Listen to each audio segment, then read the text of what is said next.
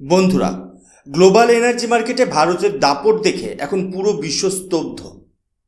যখন মধ্যপ্রাচ্যের যুদ্ধের দামামা বাজছে, তখন ভারত তার জ্বালানি নিরাপত্তার জন্য এমন এক দেশ থেকে মেগা অফার পেয়েছে যা কেউ কল্পনাও করতে পারেনি।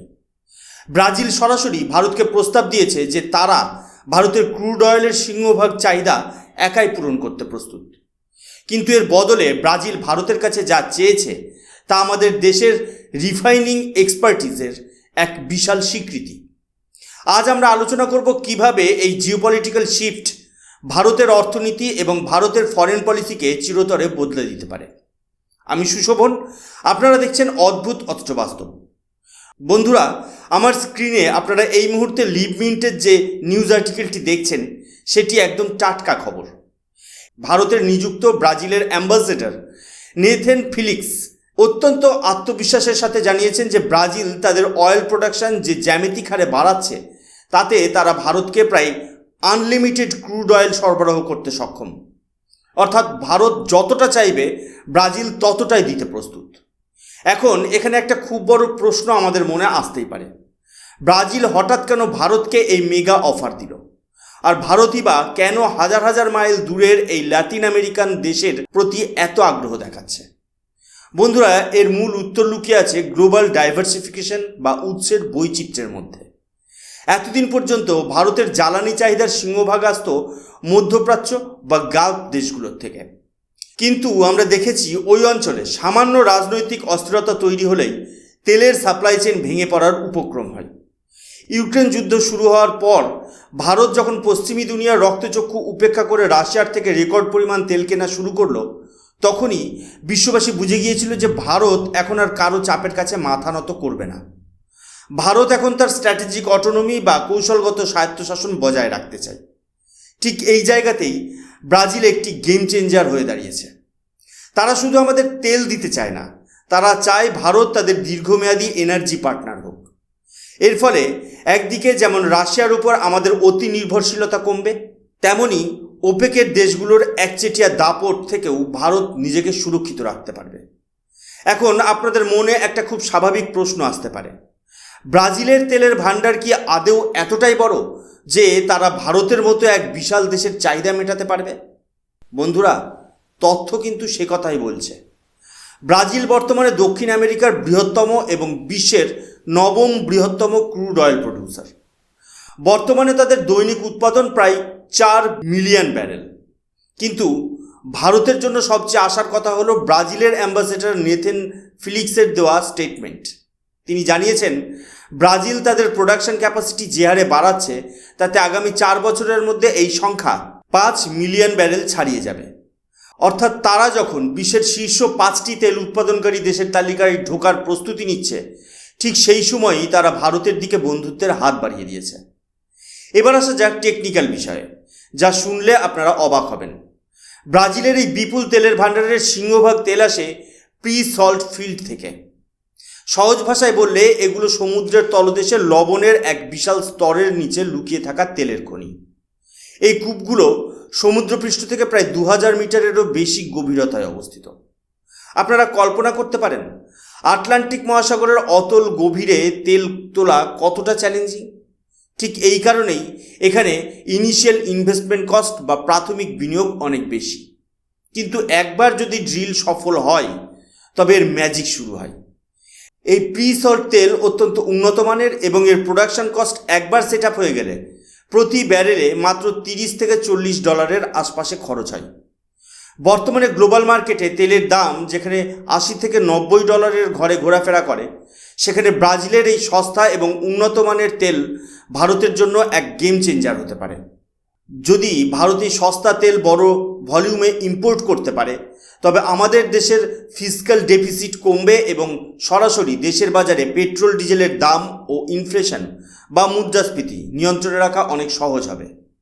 বন্ধুরা, এবার আসা যাক এই পুরো আলোচনার সবচেয়ে চমকপ্রদ এবং কৌশলী অংশে। ব্রাজিল কিন্তু শুধু আমাদের কাছে সস্তায় তেল বেচতে আসেনি, তারা আসলে ভারতের রিফাইনিং এক্সপার্টিস বা তেল সন্ধানের অসামান্য দক্ষতাকে কাজে লাগাতে চায়। স্ক্রিনে আপনারা যে হেডলাইনটি দেখছেন সেখানে খুব পরিষ্কার বলা হয়েছে যে ভারত এবং ব্রাজিল তাদের এনার্জি পার্টনারশিপকে এক অনন্য উচ্চতায় নিয়ে যাচ্ছে। কেন? কারণ ভারত আজ বিশ্বের চতুর্থ বৃহত্তম অয়েল রিফাইনার। আমাদের দেশের রিফাইনারিগুলোর টেকনিক্যাল ক্যাপাসিটি আজ এতটাই আধুনিক যে আমরা বিশ্বের যে কোনো প্রান্তের যে কোনো গ্রেডের জটিল ক্রুড অয়েল থেকে প্রিমিয়াম কোয়ালিটি ডিজেল, পেট্রোল এবং এমনকি জেট ফুয়েল তৈরি করতে পারি। ব্রাজিলের প্রস্তাবটা অনেকটা এরকম। তারা বলছে, দেখো ভারত, আমাদের কাছে প্রচুর পরিমাণে কাঁচা তেল বা ক্রুড অয়েল আছে, কিন্তু আমাদের দেশে সেই তেল শোধন করে উন্নত মানের ডিজেল বানানোর মতো অত বড় রিফাইনারি ইনফ্রাস্ট্রাকচার নেই। তাই আমরা তোমাদের কাঁচা তেল দেবো, তোমরা তোমাদের অ্যাডভান্সড রিফাইনারিতে সেই তেল শোধন করো, আর শোধনের পর যে ডিজেল তৈরি হবে তার একটা বড় অংশ আমরা তোমাদের থেকেই আবার কিনে নেব। বন্ধুরা, এটা ভারতের জন্য একটি ধ্রুপদী ডাবল উইন বা দ্বিমুখী জয়ের পরিস্থিতি। প্রথমত, আমরা সরাসরি কাঁচা তেলের যোগান পাচ্ছি। দ্বিতীয়ত, আমাদের রিফাইনারিগুলো তাদের অতিরিক্ত ক্ষমতা ব্যবহার করে বিপুল লাভ বা প্রফিট করতে পারছে। ভারতের এই রিফাইনিং ইন্ডাস্ট্রি আজ এতটাই শক্তিশালী যে আমরা এখন বিশ্বের অন্যতম বড় পেট্রোলিয়াম প্রোডাক্ট এক্সপোর্টার হয়ে উঠেছি। এটি আমাদের মেক ইন ইন্ডিয়া মিশনকে এক অনন্য উচ্চতায় নিয়ে যাচ্ছে এবং ভারতের এক্সপোর্ট ইকোনমিতে এক বিশাল জোয়ার আনছে। সহজ কথায়, ব্রাজিল আমাদের তেল দেবে আর আমরা আমাদের মেধা আর প্রযুক্তি দিয়ে সেই তেল শোধন করে লাভের টাকা ঘরে তুলব। বন্ধুরা, জিওপলিটিক্যালি বা ভূরাজনৈতিক দিক থেকে এই চুক্তির গুরুত্ব যে কতটা অপরিসীম তা একটু গভীরে না ঢুকলে বোঝা সম্ভব নয়। আপনারা জানেন কি, ভারতের তেলের চাহিদার এক বিশাল অংশ আসে পারস্য উপসাগর হয়ে, আর এই পথে যাতায়াতের একমাত্র রাস্তা হলো স্ট্রেট অফ হরমুজ বা হরমুজ প্রণালী। এখন সমস্যাটা ঠিক কোথায়? বর্তমান সময়ে পশ্চিম এশিয়ায় যে অস্থিরতা আমরা দেখছি, বিশেষ করে ইরান এবং ইসরায়েলের মধ্যে যেভাবে প্রতিনিয়ত টানাপোড়েন বাড়ছে, তাতে যে কোনো মুহূর্তে এই হরমুজ প্রণালী অবরুদ্ধ হয়ে পড়ার একটা বিশাল ঝুঁকি থাকে যায়। আর যদি কোনো দিন এই পথ বন্ধ হয়ে যায়, তবে ভারতের এনার্জি সাপ্লাই চেন তাসের ঘরের মতো ভেঙে পড়বে। ঠিক এই পয়েন্টেই ব্রাজিল আমাদের জন্য এক আশীর্বাদ হয়ে দাঁড়িয়েছে। আমরা যদি আটলান্টিক মহাসাগর পার করে ব্রাজিল থেকে তেল আনতে শুরু করি, তবে এই হরমুজ প্রণালীর ওপর আমাদের যে দীর্ঘদিনের ডিপেন্ডেন্সি বা অতি নির্ভরশীলতা ছিল তা এক ধাক্কায় অনেকটা কমে যাবে। এটি শুধু তেল কেনা বেচা নয়, এটি ভারতের জন্য এক অত্যন্ত গুরুত্বপূর্ণ স্ট্র্যাটেজিক অটোনমি বা কৌশলগত স্বাধীনতা। অর্থাৎ বিশ্বের যে কোনো প্রান্তে যুদ্ধ চলুক না কেন, ভারতের রান্নার গ্যাস বা গাড়ির তেলের যোগান যাতে থমকে না যায়, ব্রাজিল ডিল সেটাই নিশ্চিত করবে। বন্ধুরা, আপনারা আমার স্ক্রিনে এই মুহূর্তে দ্য হিন্দুর যে রিপোর্টটি দেখছেন, সেটি এই জল্পনাকে বাস্তবে রূপ দেওয়ার প্রথম বড় পদক্ষেপ। আপনারা দেখতেই পাচ্ছেন, ভারতের শীর্ষস্থানীয় পাবলিক সেক্টর ইউনিট যেমন বিপিসিএল বা আইওসি ইতিমধ্যে ব্রাজিলের সরকারি তেল কোম্পানি পেট্রোবার্সের সাথে বড় মাপের চুক্তি করতে শুরু করেছে। এই জানুয়ারি মাসেই প্রায় $780 মিলিয়ন একটি মেগা ডিল সাইন হয়েছে, যার মাধ্যমে ভারত প্রায় 12 মিলিয়ন ব্যারেল তেল পেতে চলেছে। এর মানেটা খুব পরিষ্কার, ভারত ও ব্রাজিলের মধ্যে তেলের এই সাপ্লাই চেন বা যাতায়াতের পথ ইতিমধ্যেই তৈরি হয়ে গেছে। পরিকাঠামো একদম প্রস্তুত। এখন শুধু সময়ের অপেক্ষা যে আমরা এই তেলের ভলিউম কতটা বাড়াতে পারি। বন্ধুরা, ব্রাজিলের এই অফারটি শুধু তেল কেনা আর তেল বেচার মধ্যে সীমাবদ্ধ নেই, এর গভীরতা আরও অনেক বেশি। আপনারা আমার স্ক্রিনে ইকোনমিক টাইমসের যে রিপোর্টটি দেখছেন, সেটি পড়লে বুঝতে পারবেন যে ব্রাজিল আসলে ভারতের সাথে এক দীর্ঘমেয়াদী এনার্জি পার্টনারশিপ করতে চায়। ব্রাজিল চাইছে ভারত শুধু তাদের কাছ থেকে শুধু তেলই কিনুক না, বরং ভারতের কোম্পানিগুলো ব্রাজিলের মাটি থেকে রিফাইনারি তৈরি করুক এবং তাদের সমুদ্রবক্ষে নতুন নতুন অয়েল ফিল্ড এক্সপ্লোর বা আবিষ্কার করার কাজে সরাসরি অংশগ্রহণ করুক। আপনারা কি জানেন, ভারতের রাষ্ট্রায়ত্ত সংস্থা ওএনজিসি বিদেশ ইতিমধ্যে ব্রাজিলের অফশোর প্রজেক্টগুলোতে তেলের খোঁজে শত শত কোটি টাকা বিনিয়োগ করে রেখেছে। কেনেথ ফিলিক্সের ইন্টারভিউ থেকে একটা অত্যন্ত গুরুত্বপূর্ণ তথ্য সামনে এসেছে।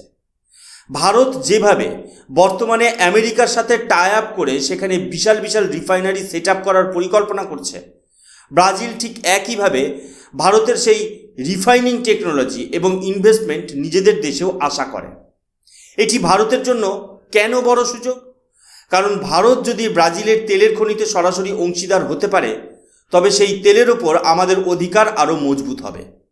একেই বলা হয় ভারতের কোম্পানিগুলোর গ্লোবাল ফুটপ্রিন্ট বা বিশ্বজুড়ে নিজেদের আধিপত্য বিস্তার করা। এর ফলে ভারত শুধু তেলের ক্রেতা হিসেবে নয় বরং বিশ্বের বুকে তেলের উৎপাদক এবং শোধনকারী দেশ হিসেবে এক শক্তিশালী লিডার হয়ে উঠবে। এটি ভারতের জিওপলিটিক্যাল ইনফ্লুয়েন্স দক্ষিণ আমেরিকাতেও কয়েক গুণ বাড়িয়ে দেবে, যা আগে কখনো সম্ভব হয়নি।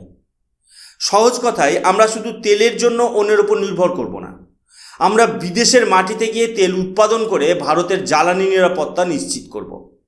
বন্ধুরা, যে কোনো বড় চুক্তির যেমন অনেক ইতিবাচক দিক থাকে তেমনি মুদ্রার উল্টো পিঠটাও আমাদের খতিয়ে দেখতে হবে। ব্রাজিল থেকে ভারত পর্যন্ত সমুদ্রপথ কিন্তু বেশ দীর্ঘ। মধ্যপ্রাচ্য বা রাশিয়ার তুলনায় দক্ষিণ আমেরিকা থেকে তেল নিয়ে আসাটা লজিস্টিক্যালি কিছুটা চ্যালেঞ্জিং হতে পারে। এতে ফ্রেট কস্ট বা পরিবহন খরচ সামান্য বাড়ার সম্ভাবনা থাকে। কিন্তু এনার্জি এক্সপার্টরা কি বলছেন?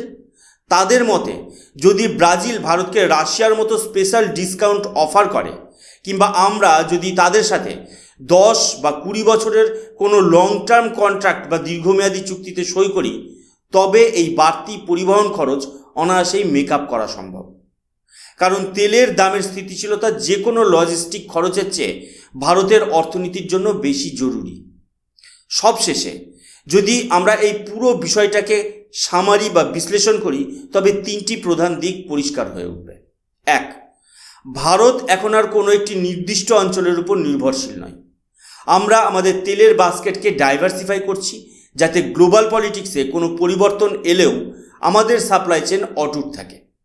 2, ভারত এখন শুধু নিজের জন্য রিফাইন করছে না, বরং বিশ্বের অন্যান্য দেশের তেল রিফাইন করে দেওয়ার মাধ্যমে নিজেকে একটি গ্লোবাল রিফাইনিং লিডার হিসেবে প্রতিষ্ঠিত করেছে। এটি ভারতের জিডিপিতে কত বড় অবদান রাখবে? 3, শুধু ফসিল ফুয়েল বা তেল নয়, ভারতের নেট জিরো লক্ষ্যমাত্রা অর্জনেও ব্রাজিল আমাদের বড় পার্টনার হতে পারে। আপনারা হয়তো জানেন ব্রাজিল ইথানল মিক্সিং প্রযুক্তিতে বিশ্বের সেরা। ভারতের পেট্রোলে ইথানল মেশানোর যে লক্ষ্যমাত্রা রয়েছে সেখানে ব্রাজিলের এই বায়োফুয়েল টেকনোলজি এক অভাবনীয় ভূমিকা পালন করতে পারে। অর্থাৎ এই চুক্তি শুধু আজকের তেলের চাহিদা মেটাবে না, বরং আগামী 20-30 বছরের ভারতের এনার্জি সিকিউরিটিকে এক মজবুত ভিত্তির উপর দাঁড় করিয়ে দেবে। বন্ধুরা, ব্রাজিল এবং ভারতের এই বন্ধুত্বের সমীকরণ শুধু তেলের মধ্যে সীমাবদ্ধ নেই, এটি উঠতি গ্লোবাল পাওয়ারের এক স্ট্র্যাটেজিক পার্টনারশিপ। আপনারা কি মনে করেন, ব্রাজিল কি পারবে রাশিয়ার মতো ভারতের সবচেয়ে বিশ্বস্ত এনার্জি পার্টনার হয়ে উঠতে? আপনাদের মতামত নিচে কমেন্ট সেকশনে অবশ্যই জানান। আজকের এই ভিডিওটি যদি আপনাদের ইনফরমেটিভ মনে হয় তবে লাইক করুন এবং শেয়ার করুন। জিওপলিটিক্স এবং ভারতের সুরক্ষা বিষয়ক এমন আরও ভিডিও পেতে সাবস্ক্রাইব করুন অদ্ভুত অথচ বাস্তব। আমি সুশোভন, দেখা হচ্ছে পরবর্তী এপিসোডে। জয় হিন্দ, বন্দে মাতরম, ভারত মাতা কি জয়।